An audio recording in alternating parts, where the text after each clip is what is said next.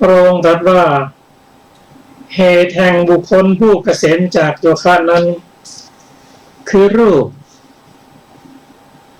ที่พึงรู้แจ้งด้วยจักษุอันน่าปรารถนาน่าใคร่น่าพอใจเป็นที่รัก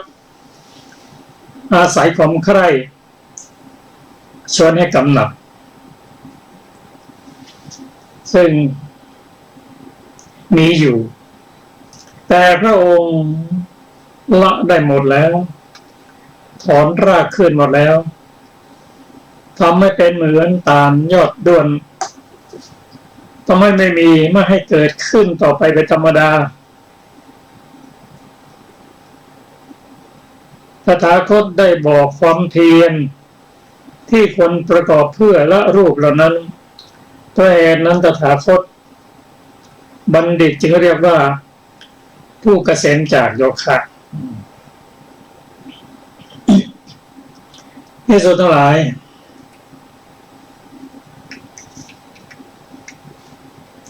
เสียงกลิ่นรสโผฏฐัพพะและธรรมารมณ์ที่พึงรู้แจ้งด้วยโสตคานะชิวหากายะและวิญญาณอันน่าปรารถนาน่าใคร่น่าพอใจเป็นที่รักอาศัยความใคร่ชวนให้กำหนัดอันตถาคตละได้แล้ว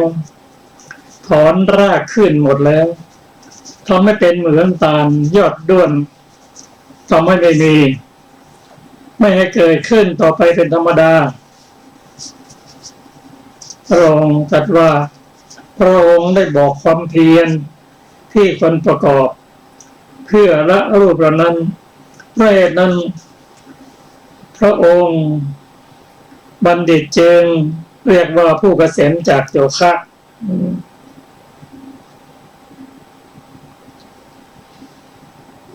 เพราะพระองค์ทรงละถอนราก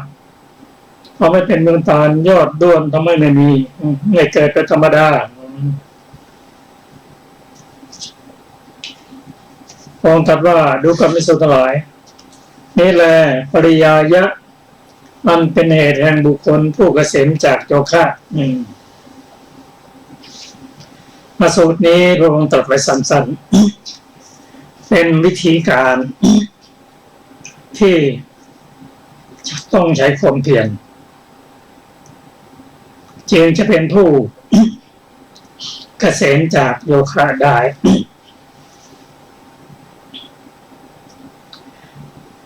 พระองค์ได้ตรัสบอกความเพียรนั่นคืออะไรสัมมาวายามะความเพียรความกระหายป้องกันกิเลสที่ยังไม่เกิดไม่ให้เกิดขึ้นมีความเพียรความกระหายละขจัดกิเลสที่เข้ามาแล้วให้หมดไปมีความเพียรความกระหายการเจริญธรรมที่ยังไม่มีอยู่ให้มีขึ้นเช่นสมถะวิปัสสนามีความเพียรความกระหายรักษาธรรมที่เจริญแล้วมีอยู่แล้วไม่ให้เสื่อมไปอันนี้เป็นความเพียรที่พระองค์ได้ตรัสบอกนี่เราจะมาดูความเพียรที่ต้องกระทำนั้นอย่างไรเริ่มต้นได้รูปหรือรูปารมณ์ที่พึงรู้แจ้งด้วยจักษุนั่นก็คือจักขุวิญญาณก็จะปรากฏว่าน่าปรารถนาน่าใคร่น่าพอใจ เป็นที่รักอาศัยความใคร่ชวนให้กำหนัดมีอยู่ แต่พระองค์ละได้แล้วครับเราจะน้อมส่วนนี้มาศึกษากันตามที่พระองค์ตรัสก็คือเราเห็นรูปที่น่ารักน่าใคร่น่าพอใจสวยงามทำให้เกิดความใคร่ทำให้เกิดความนัดมีอยู่แล้วปรากฏอยู่แล้วแต่เราพิจารณาและป้องกันไม่ให้เกิดกำหนัดไม่ให้เพลิดเพลินไม่ให้พอใจในรูปที่สวยงามเหล่านั้นพูดง่ายๆว่าไม่ให้เกิดตัณหาเพราะตัณหานั้นเป็นเหตุแห่งทุกข์ทั้งมวลตัณหานั้นชวนให้เราพอใจยินดีและตัณหานั้นไม่เคยอิ่มเมื่อเรารู้อย่างนี้แล้วเราเห็นรูปนั้นจะสวยงามน่ารักน่าพอใจอย่างไรก็ตามก็สักแต่เพียงไม่เห็นเพราะรู้ว่ารูปนั้นอาศัยปัจจัยอะไรเกิดขึ้นก็ในนัยยะเดียวกันเสียง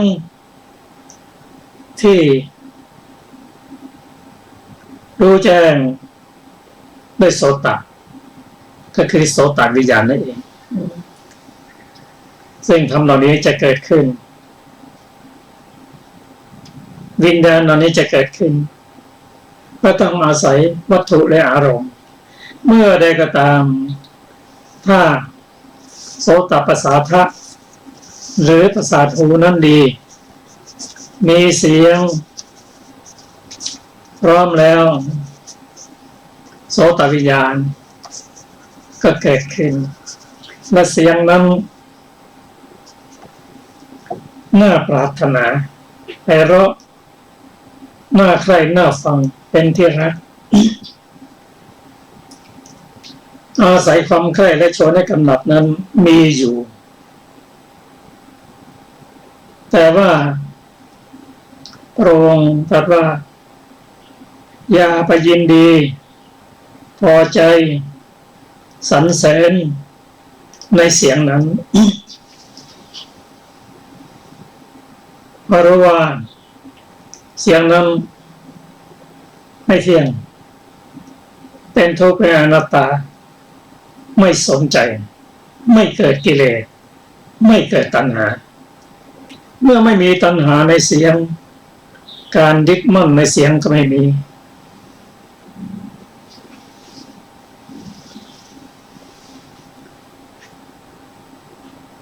กรรมภพก็ไม่มีอุปาทิภพก็ไม่เกิดก็เป็นการถอนราก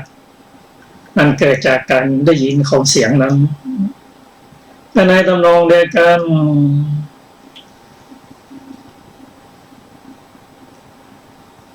กลิ่น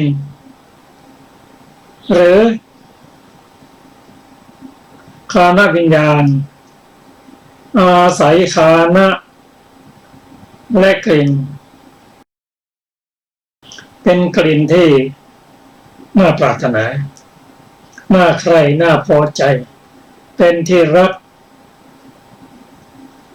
ชวนให้กำหนดในกลิ่นนั้นก็นำมาพิจารณาว่าเมื่อเราไม่สนใจไม่ติดใจไม่หลงไหลไม่มีตัณหาในกลิ่นนั้นตัณหาก็ไม่เกิดขึ้นเมื่อความพอใจมีตัณหาก็ไม่เกิดขึ้น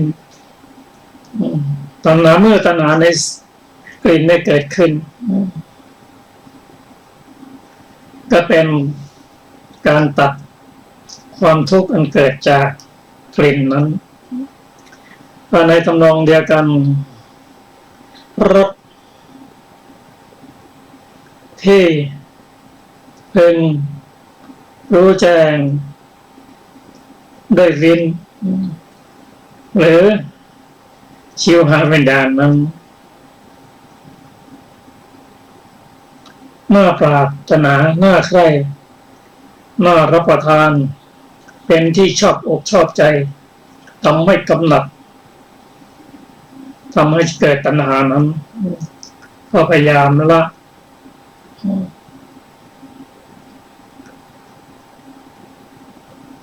รสอันน่าใครน่าพอใจทางนั้นว่ามันไม่เที่ยงเป็นทุกข์บางทีท่านก็กล่าวว่าความอร่อยลิ้นนั้นพอพ้นลำคอไปแล้วก็หมดละถ้าละได้เลยตัณหาเกิดจากรสนั้นหมดไปเมื่อตัณหาหมดการยึดมั่นถือมั่นในรสนั้นว่าต้องรสนั้นต้องที่นั้นก็หมดไป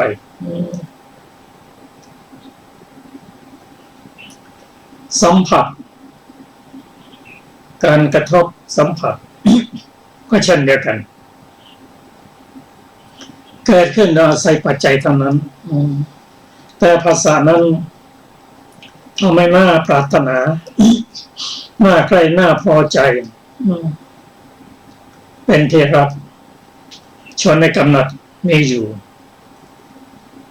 พระองค์ตรัสได้แล้วแต่เราก็น้อมมาปฏิบัติ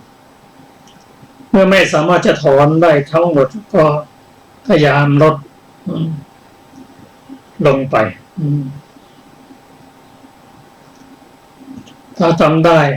ก็จะเป็นผู้เกษมจากโยคะ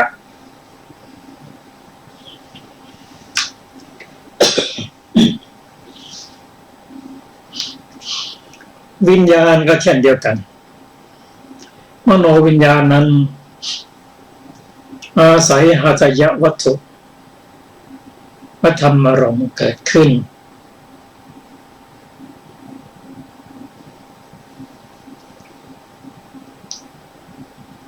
แล้วน่าปรารถนาน่าใคร่น่าพอใจโดยเฉพาะธรรมารมณ์นั้นเกิดขึ้นทั้งในปัจจุบันอดีตอนาคตเพราะว่า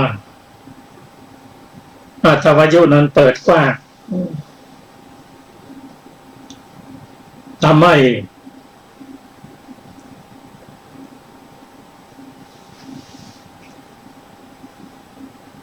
อารมณ์นั้นน่าพอใจพร้อมที่จะเกิดขึ้นแต่เมื่อมีสติ ป้องกันได้ไม่ให้เกิดกิเลสขึ้นมาไม่เกิดตัณหาขึ้นมา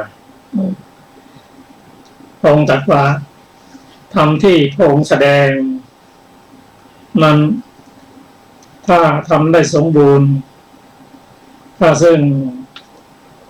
พระองค์และพระอรหันต์ของพระองค์เป็นผู้ตัดขาดแล้ว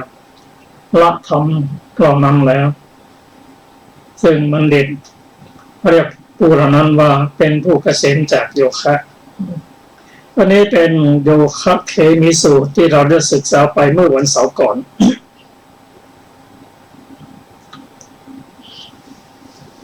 มาสูตรต่อมาก็คืออุปทายสูตรว่าด้วยความสุขและความทุกข์อาศัยอะไรเกิดนั่นก็คือเราจะมีความสุขเป็นผลนะต้องอาศัยเหตุความทุกข์ก็เป็นผลมีเหตุทำให้เกิดความทุกข์ซึ่งพระพุทธเจ้าตรัสว่าเมื่ออะไรมีความสุขจึงเกิดขึ้นเมื่ออะไรมีความทุกข์จึงเกิดขึ้นพระองค์ตรัสว่า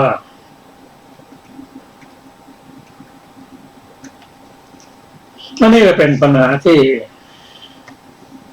พระองค์ได้ตรัสไว้แต่ภิกษุกราบทูลขอพระองค์แสดงซึ่งพระองค์แสดงว่าดูกันภิกษุ เมื่อจักษุมี เมื่อตามีตาสุขและทุกข์ที่เป็นภายในอาศัยจักษุเกิดขึ้นเมื่อหูมีนะเมื่อโสตมีสุขและทุกข์ที่เป็นภายในก็อาศัยหูนั่นแหละเกิดขึ้นเมื่อจมูกมีลิ้นมีกายมีมโนมีก็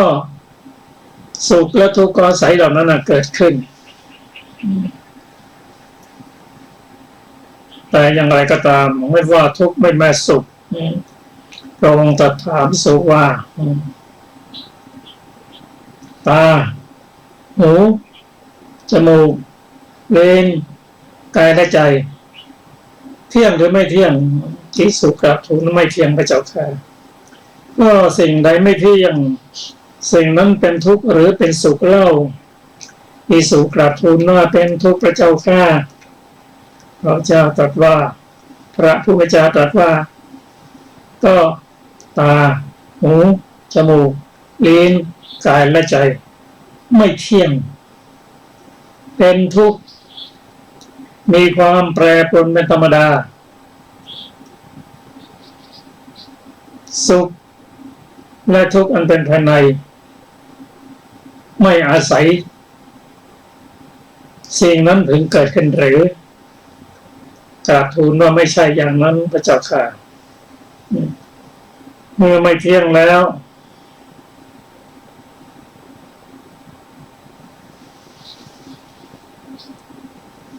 เห็นทุกข์มีความแปรปรวนเป็นธรรมดา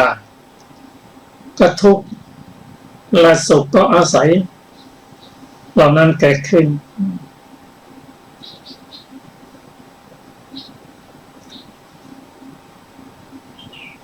พระองค์ตรัสว่าอริยสาวกผู้ได้สดับแล้วเห็นอยู่อย่างนี้หมายความว่าตรัสรู้แล้วปัญญาเกิดขึ้นแล้วย่อมเบื่อหน่ายในจักษุจนถึงในใจเป็นที่สุดเกิดความเบื่อหน่ายเมื่อเบื่อหน่ายย่อมคลายกำหนัดเมื่อคลายกำหนัดจึงหลุดพ้นเมื่อหลุดพ้นแล้วย่อมมีญาณอย่างรู้ว่าหลุดพ้นแล้วรู้ชัดว่าชาติสิ้นแล้วพรหมจรรย์อยู่จบแล้วกิจที่ควรทำเสร็จแล้วที่อื่นเพื่อความเป็นอย่างนี้ไม่ได้มีแล้วเราจะมาศึกษากันว่าที่ว่าทุกข์และสุขเกิดขึ้นเพราะสิ่งนี้ได้อย่างไรทุกข์จะเกิดขึ้นได้เมื่ออายตนะตั้งหกคือมีตาเป็นต้นมีมโนเป็นที่สุดนั้น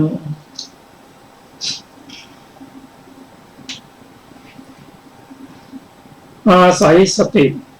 เกิดขึ้นมีความเพียรไม่ให้กิเลสเกิดขึ้น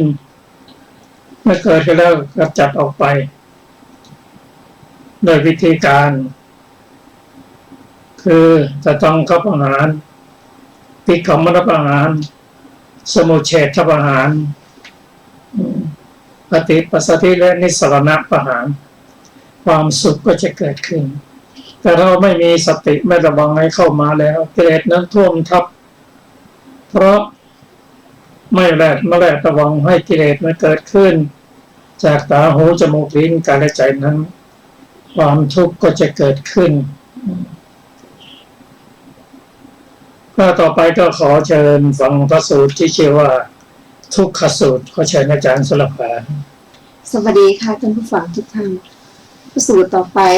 ทุกขสูตรว่าด้วยความเกิดและความดับแห่งทุกข์ดูก่อนภิกษุทั้งหลายเราจักแสดงความเกิดและความดับแห่งทุกข์เธอทั้งหลายจงฟังก็ความเกิดแห่งทุกข์เป็นไฉนความเกิดแห่งทุกข์นั้นคืออาศัยจักษุและรูปเกิดจักขุวิญญาณรวมธรรมทั้ง3ประการเป็นผัสสะเพราะผัสสะเป็นปัจจัยจึงเกิดเวทนา ราะเวทนาเป็นปัจจัยจึงเกิดตัณหานี้เป็นความเกิดแห่งทุกข์ ทำนองเดียวกันแล้วก็อาศัยใจและธรรมารมณ์เกิดมโนวิญญาณรวม3ประการเป็นผัสสะเพราะผัสสะเป็นปัจจัยจึงเกิดเวทนาเพราะเวทนาเป็นปัจจัยจึงเกิดตัณหา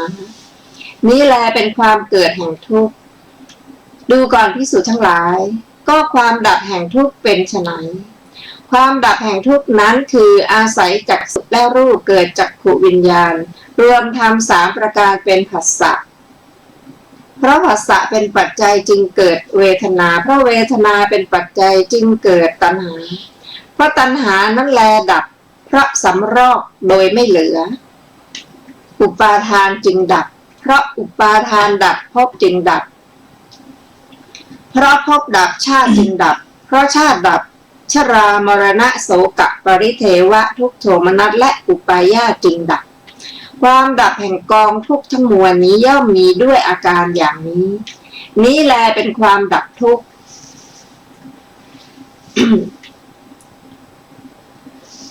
จนถึงอาศัยใจและธรรมารมณ์เกิดมโนวิญญาณรวมทำ3ประการเป็นผัสสะเพราะผัสสะเป็นปัจจัยจึงเกิดเวทนาเพราะเวทนาเป็นปัจจัยจึงเกิดตัณหา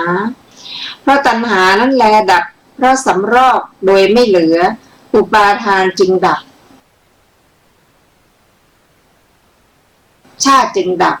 เพราะชาติดับชรามรณะโสกะปริเทวะทุกโทมนัสและอุปาญาตจึงดับความดับแห่งกองทุกข์ทั้งมวลนี้ย่อมมีด้วยอาการอย่างนี้ดูก่อนภิกษุทั้งหลายนี้แลเป็นความดับแห่งทุกข์อัตถกถาในทุกขสูตรมีวินิจฉัยดังต่อไปนี้บทว่าทุกขสะได้แก่ทุกข์ในวัฏฏะครับเราจะมาศึกษาถึงทุกขสูตรพระสูตรนี้พระองค์แสดงทั้งด้านวัฏฏะและวิวัฏฏะคือความเกิดและความดับแห่งทุกข์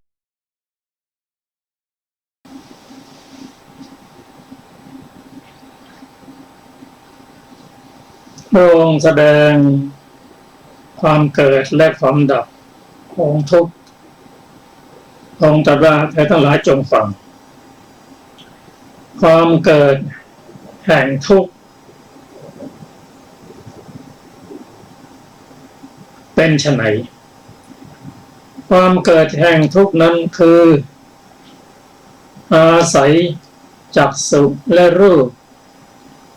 เกิดจักษุวิญญาณรวมทำ3ประการเป็นผัสสะเพราะผัสสะเป็นปัจจัยหรือเป็นเหตุจึงเกิดเวทนาเป็นสุขบ้างเป็นทุกข์บ้างไม่ทุกข์ไม่สุขบ้างเมื่อตัวเวทนานี้เป็นปัจจัยจึงเกิดตัณหาเมื่อตัณหาเกิดขึ้นแล้วก็นั่นแหละทุกข์ทั้งปวงย่อมเกิดขึ้นเพราะตัวตัณหานั้นเกิดขึ้นเพราะเราพอใจยินดีในรูปนั้นพอใจยินดีและตัวตัณหานั้นก็เกิดขึ้นตามมาเพราะตัณหานั้นลักษณะเขาก็คือเป็นตัวเหตุแห่งทุกข์ทั้งมวลกิจของเขาก็คือให้เกิดความยินดีพอใจในอารมณ์ในภูมิในภพเป็นกิจเป็นหน้าที่ของเขามีความไม่อิ่มในอารมณ์ในภพในภูมิเป็นผลเหตุใกล้ของเขาก็คือทุกเวทนา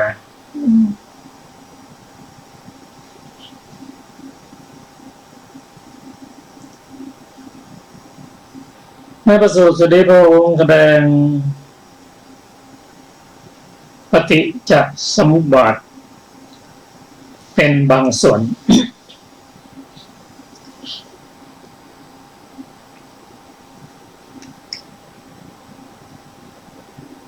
นั่นก็คือจักษุโสตคานะชิวหาวิญญาณ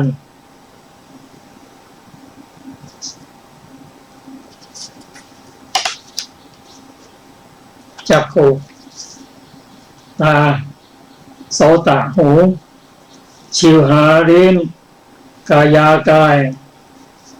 และมโนสิ่งเหล่านี้เป็น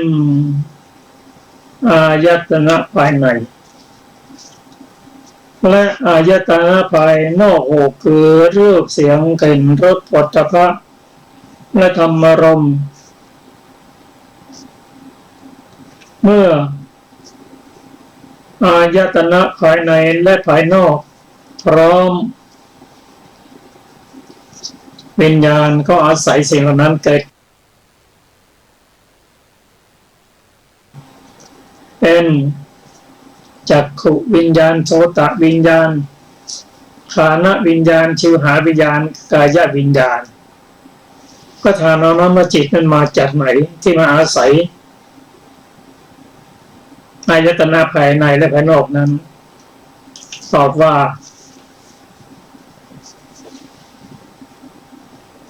ก็มาจาก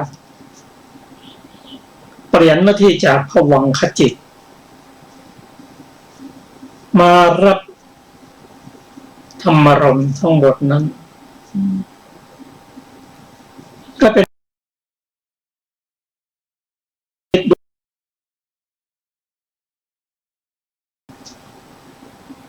จิตนั้นมีหน้าที่ถึง14ประการหน้าที่มากถ้าทำหน้าที่อย่างนี้ตั้งแต่เกิดจนตายหน้าที่เขาก็คือ1ปฏิสนธิทำหน้าที่เกิด2ภวังค์ทำหน้าที่รักษาภพประการที่3ทำหน้าที่อาวัชนะคือปัญจทวาราวัฒนจิตอาวัชนะคือเพื่อที่จะรับอารมณ์ใดอารมณ์หนึ่งเป็นรูปเสียงกลิ่นรสโผฏฐัพพะก็ตามเรียกว่าปัญจารมณ์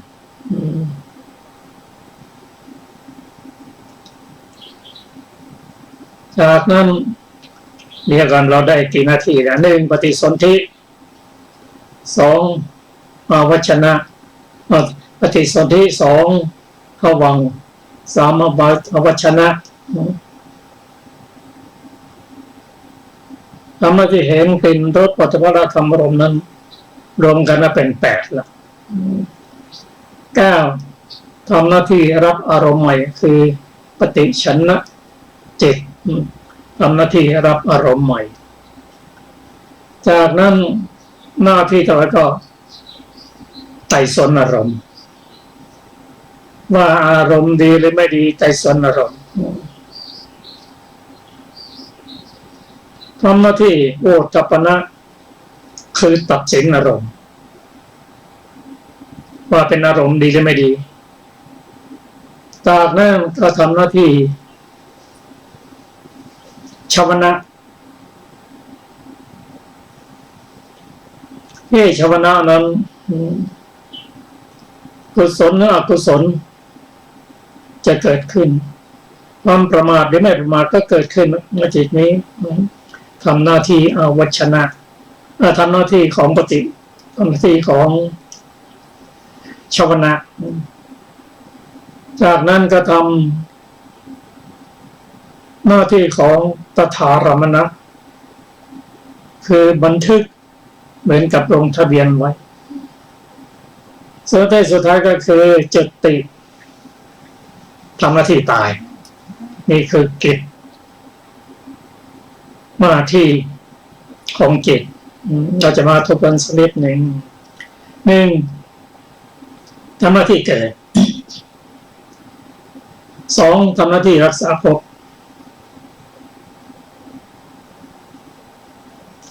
สามทำหน้าที่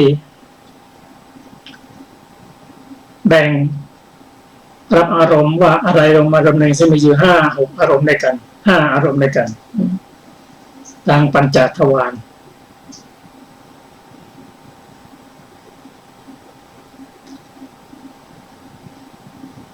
ได้ยินได้กลิ่นได้รสได้สัมผัสรวมกันเป็น8ละ9รับอารมณ์ใหม่สัมปชัญญะ10ไตรสนอารมณ์11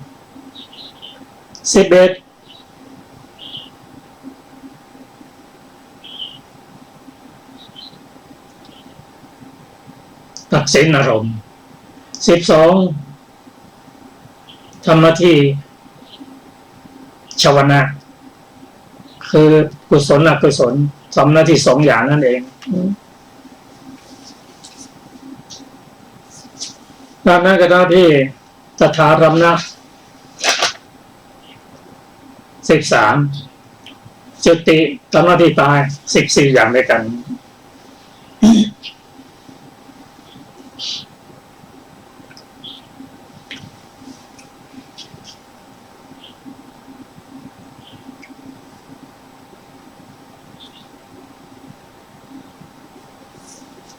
ความเกิดขึ้นแห่งทุกข์เป็นไฉนความเกิดขึ้นแห่งทุกข์คืออาศัยจักษุและรูปเกิดจักษุวิญญาณทำ3 อย่างรวมกันเป็นผัสสะคำว่าทำ3 อย่างนั้นได้แก่รูปจักษุรูปและจักษุวิญญาณ3 อย่างนี้เป็นผัสสะผัสสะก็คือการกระทบเมื่อกระทบเห็นรูปที่พอใจแล้วก็ที่ดีหรือไม่ดีก็เกิดเวทนาทั้งหมดที่เกิดขึ้นนี้ยังไม่ใช่ทุกข์แต่จะทุกข์ต่อเมื่อไปเกิดไปชอบความพอใจยินดีอยากให้เกิดความกำหนัดหรือเกิดตัณหานี่นะเป็นตัวทุกข์แหละก็ในทำนองเดียวกันเสียงหรือโสตวิญญาณฆานวิญญาณชิวหาวิญญาณกายวิญญาณที่เกิดขึ้นนั้นจนถึงธรรมารมณ์เกิดขึ้นนั้นก็ทำเป็นปัจจัยให้เกิดผัสสะเพราะผัสสะเป็นปัจจัยจึงเกิดเวทนาเวทนาเป็นปัจจัยจึงเกิดตัณหาแต่สิ่งเหล่านี้ถ้าเกิดขึ้นแล้วนะจะดีหรือไม่ดีก็ตามเราไม่ได้เกิดตัณหาหรือโทสะโดยเฉพาะตัณหานั้นนั่นคือยินดีพอใจรักใครมันมีตรงจุดนี้จุดที่ไม่ให้เกิดตัณหานั่นนะถ้าเกิดตัณหากระทบเกิดขึ้นถ้าตัณหาไม่เกิดรูปก็ดีเสียงก็ดีสัมผัสก็ดีชวนให้รักชวนให้ใคร่ชวนให้หลงไม่สนใจไม่ให้เกิดตัณหาขึ้นเมื่อตัณหาไม่เกิดขึ้นเราก็ไม่ยึดมั่นสิไม่เห็นความสำคัญนะไพเราะก็ไพเราะไปงามก็งามก็ตามเรื่องเราไม่ได้เกิดความยินดีพอใจตัณหาไม่เกิดเมื่อตัณหาไม่เกิดความยึดมั่นก็ไม่มีอุปทานไม่มีเมื่ออุปทานไม่มีภพก็ไม่มีภพตอนนี้ก็มี2 อย่างคือกรรมภพและอุปัฏฐิภพกรรมภพก็คือการทำกรรม เกิดอุปทานแล้วทำกรรมเมื่อทำกรรมแล้วก็เกิดผลคืออุปาจิภพนำไปเกิดต่อไปเมื่อภพไม่มีชาติก็ไม่มีเมื่อชาติไม่มี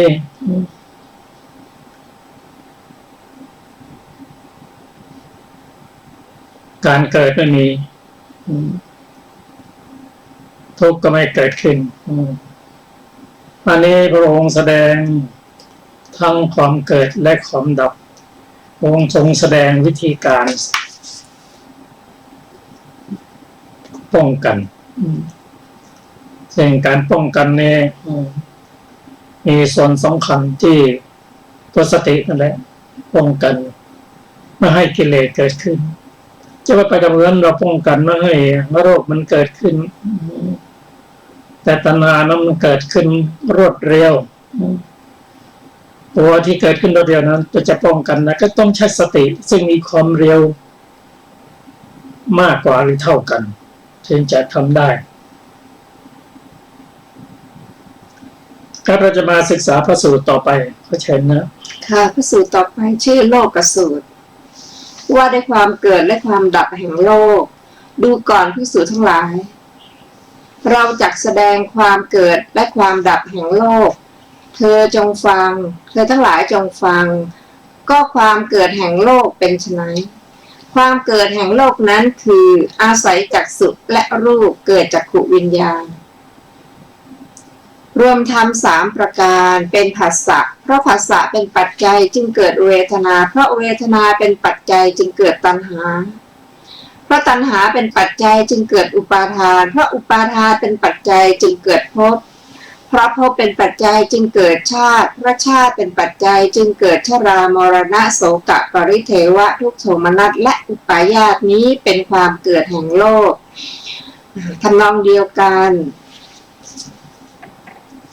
หูและเสียงนะคะจมูกลิ้นกาย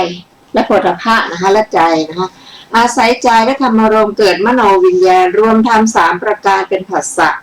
เพราะผัสสะเป็นปัจจัยจึงเกิดเวทนาเพราะเวทนาเป็นปัจจัยจึงเกิดตัณหาเพราะตัณหาเป็นปัจจัยจึงเกิดอุปาทานเพราะอุปาทานเป็นปัจจัยจึงเกิดภพเพราะภพเป็นปัจจัยจึงเกิดชาติเพราะชาติเป็นปัจจัยชรามรณะโสกะปริเทวะทุกขโทมนัสและอุปาญาตจึงเกิดดูก่อนภิกษุทั้งหลายนี้แลเป็นความเกิดแห่งโลกดูก่อนภิกษุทั้งหลายก็ความดับแห่งโลกเป็นไฉนความดับแห่งโลกนั้นคืออาศัยจักษุและรูปเกิดจักขุวิญญาณรวมธรรม3ประการเป็นผัสสะเพราะผัสสะเป็นปัจจัยจึงเกิดเวทนาเพราะเวทนาเป็นปัจจัยจึงเกิดตัณหาเพราะตัณหานั้นแลดับเพราะสำรอกโดยไม่เหลืออุปาทานจึงดับเพราะอุปาทานดับภพจึงดับเพราะภพดับชาติจึงดับเพราะชาติดับชรามรณะโสกะปริเทวะทุกขโทมนัสและอุปาญาตจึงดับความดับแห่งกองทุกข์ทั้งมวลนี้ย่อมมีด้วยอาการอย่างนี้เป็นความดับแห่งโลกเช่นเดียวกันอาศัยหูและเสียงอาศัยจมูกและกลิ่นอาศัยลิ้น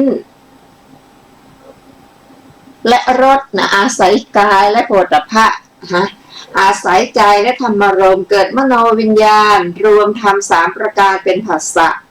เพราะผัสสะเป็นปัจจัยจึงเกิดเวทนาเพราะเวทนาเป็นปัจจัยจึงเกิดตัณหาเพราะตัณหานั้นแลดับเพราะสำรอกโดยไม่เหลืออุปาทานจึงดับเพราะอุปาทานดับภพจึงดับเพราะภพดับชาติจึงดับเพราะชาติดับชรามรณะโสกะปริเทวะทุกขโทมนัสและอุปาญาตจึงดับความดับแห่งกองทุกข์ทั้งมวลนี้ย่อมมีด้วยอาการอย่างนี้ดูก่อนภิกษุทั้งหลายนี้แลเป็นความดับแห่งโลกจบโลกสูตรที่4ซึ่งมีอรรถกถา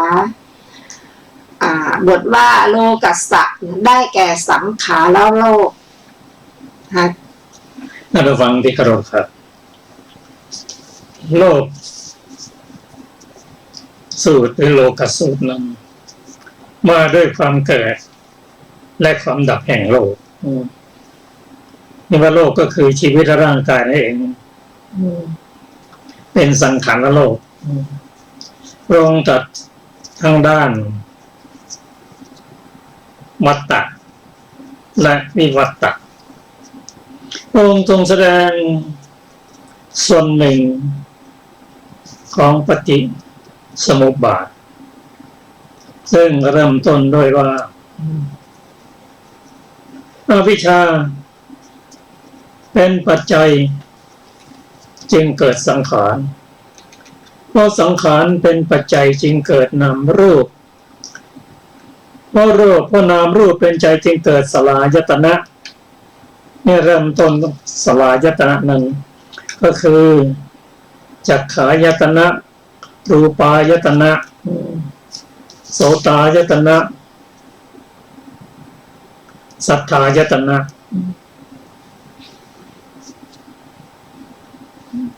คายายตนะคานายตนะรักษาและคันธายตนะชิวหายตนะรัสสายตนะกายายตนะและโผฏฐัพพายตนะมนายตนะและธรรมายตนะก็เป็นมายตนะคือตาหูจมูกลิ้นกายและใจรูปเสียงกลิ่นรสโผฏฐัพพะและธรรมารมณ์นั้นอายตนะนั้นเขามีลักษณะก็คือทำให้วัฏฏะยืนยาววัฏฏะก็คือการเกิดการดับยืนยาวมีการยึดอารมณ์ของตนเช่นอารมณ์ในการคือรูปารมณ์สัทธารมณ์คันธารมณ์เป็นต้นและอายตนะนั้นเป็นประตูหรือทวารให้เกิดวิญญาณขึ้นเพราะฉะนั้นพระองค์ตรัสว่าจักษุวิญญาณจะเกิดขึ้นได้นั้นก็ต้องอาศัยจักษุและรูปเมื่อใดก็ตามถ้าจักษุภาษาทะดีมีรูปารมณ์เกิดขึ้นการเกิดของจักขุวิญญาณก็อาศัยสองสิ่งนี้เกิดขึ้นทำสามประการคือจักษุรูปและจักขุวิญญาณหรือจักขายตนะรูปายตนะก็ทำให้เกิดจักขุวิญญาณเมื่อไม่มีหรือเมื่อประสาทตาไม่ดีถึงแม้จะมีรูปนั้นก็ไม่ชัดเจนแต่ถ้าพิการมาแต่กำเนิดจักขุวิญญาณก็จะไม่เกิดขึ้นเลยหรือเมื่อมีจักษุแต่ไม่มีรูปารมณ์จักษุวิญญาณก็ไม่เกิดขึ้นหรือแม้แต่จะมีจักขุวิญญาณและรูปแต่ว่าประสาทตาไม่ดีเสื่อมรูปก็ไม่ชัดเจนจักขุวิญญาณนั้นก็ไม่ชัดเจนเช่นเดียวกันแต่อย่างไรก็ตาม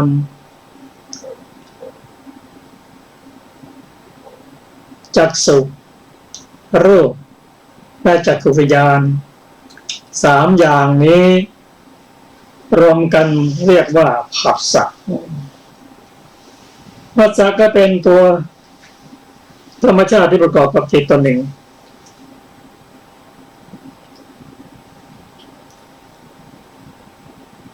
เกิดขึ้นกับจิตทุกดวงเป็นตัวเจตสิกเกิดขึ้นกับจิตทุกดวง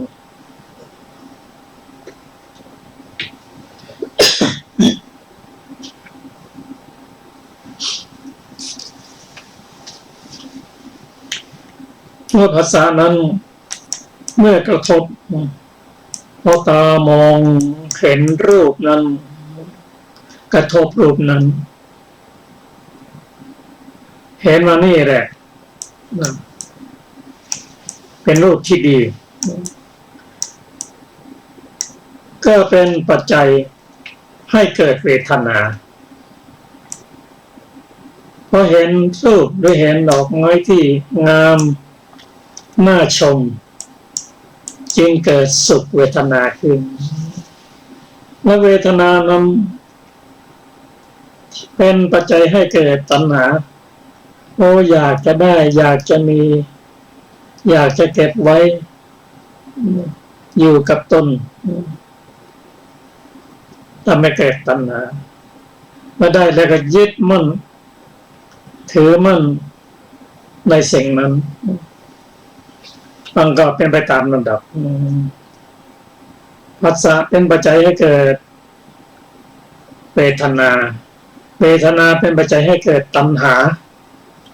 ตัณหาเนี่ยถ้าจะดับก็ดับที่ตัณหานั้นนะแต่เรามองเห็นรูปแล้วพอใจข้างงามตามธรรมชาติอย่างนั้นเองมาเห็นสิ่งดีๆกันนะก็เป็นบุญนะไม่ไปติดใจไม่พอใจดูครั้งเดียวก็จบถ้าเวียนไปเวียนมาชื่นชมยินดีก็คือไม่อิ่มในอารมณ์เพราะตัณหานั้นไม่อิ่มในอารมณ์ไม่มีการอิ่มหรอกทะเลไม่รู้จักอิ่มเกลือตัณหาก็ไม่รู้จักอิ่มอารมณ์เช่นเดียวกันก็ในทำนองเดียวกัน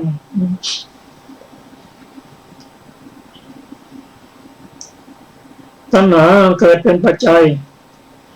เพราะเสียงกลิ่นรสโผฏฐัพพะและธรรมารมณ์พอใจยินดีเพลิดเพลินกล่าวถึงเกิดความกำหนัดไม่รู้จักอิ่มอันนี้ก็คือตัวตัณหาแล้วก็ทำให้เกิดโลภแล้วถ้าเราจะไม่ให้โลภนั้นเกิดก็เห็นก็เห็นได้ยินก็ได้ยินได้กลิ่นได้รสสัมผัสแล้วก็ฉะนั้นเองเป็นธรรมดาเองทำยังไงจะไม่ให้เกิดความยินดีพอใจเกิดความกำหนัดอันนั้นเป็นตัวตัณหาเริ่มตั้งแต่อ่อนๆก็เพิ่มตัณหานั้นมันสั่งสมได้ ถ้าทำได้อย่างนี้พระพุทธเจ้าตรัสว่าเป็นความดับของโลก เมื่อเราไม่สามารถที่จะทำให้การเกิดของโลกมากเกินไปให้ความดับของโลกลดลงไปก็ได้การลดความยินดีลดความเพลิดเพลินลดความติดใจหลงไหลในสิ่งนั้นๆไม่ให้มันตัณหาเกิดขึ้นเมื่อตัณหาไม่เกิดขึ้นตัวที่ทำให้เกิดทุกข์ก็ไม่มีเริ่มเบื่อในอารมณ์อิ่มในอารมณ์เป็นบางส่วนก็เป็นการลดความเกิดให้โลกดับไป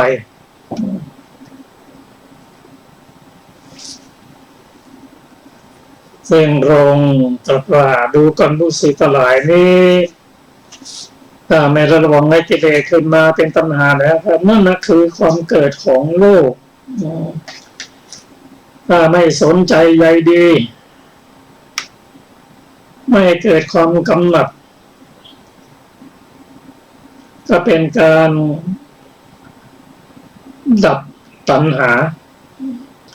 ดับตัณหาได้ก็เป็นการดับโลกไม่ให้เกิดขึ้นอีก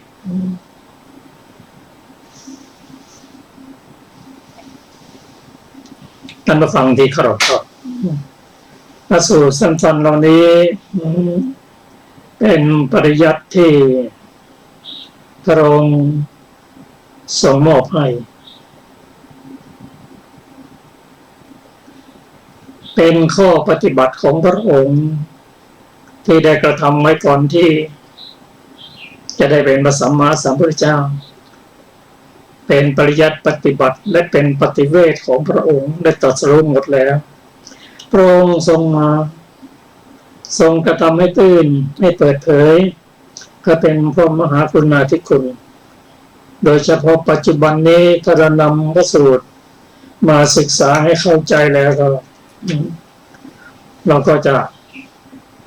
ป้องกันโรคทั้งทางกายโรคทั้งทางจิตให้ทุเราเบาบางไปได้ก็ขอให้ทุกท่านจงประสบแต่ความสุขความเจริญและน้อมพระธรรมคำสอน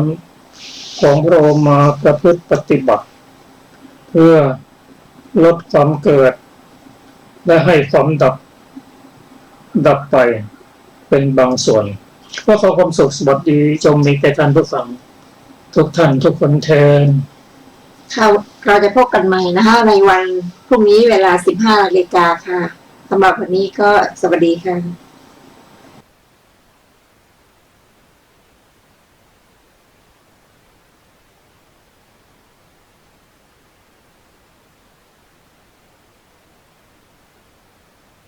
ทิพย์วิมานของหมู่ประชาสะอาดรื่นรมด้วยร่มเงาไม้ได้ร่วมศรัทธาสมเป็นศาลาแหล่งพักพิงใจเห็นพระประธานเหนือแท่นธรรมรงค์